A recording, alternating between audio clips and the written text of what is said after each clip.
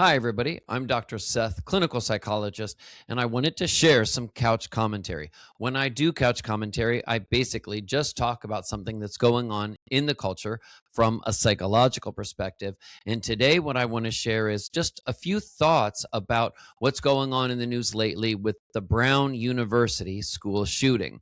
Specifically, what I want to talk about are how a suspect was identified in this investigation. So, an affidavit included that a campus custodian's observations, as well as an anonymous Reddit post, helped to narrow down the search to identify this suspect. This is a really interesting case. So, a Reddit post, someone commenting on Reddit, actually ended up leading to some very, very important information. And reportedly, that individual ended up presenting himself to law enforcement to say, I understand that you're looking for information and please let me help in any way that I can.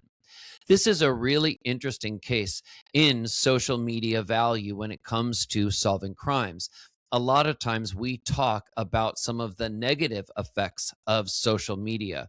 We talk especially about the negative effects on young people spending too much time on their phone and some of the values that social media seems to endorse and really encourage people to adopt. And yet, at the same time, in this case, we see that social media can actually be incredibly helpful as a vehicle to share information. And this post, I think, is really a reminder of something that we all already know instinctively, but there's probably never enough reminders to go around.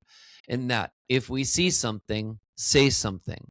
Another highlight I think that this situation really shows is the incredible value, the additional value that custodians can have. So, custodians, when you think about them at maybe a local small store, a very large store, and some of the biggest organizations we have, custodians are a lot of times the people who do some of the work that many other people wouldn't have any interest in doing, wouldn't even be willing to do.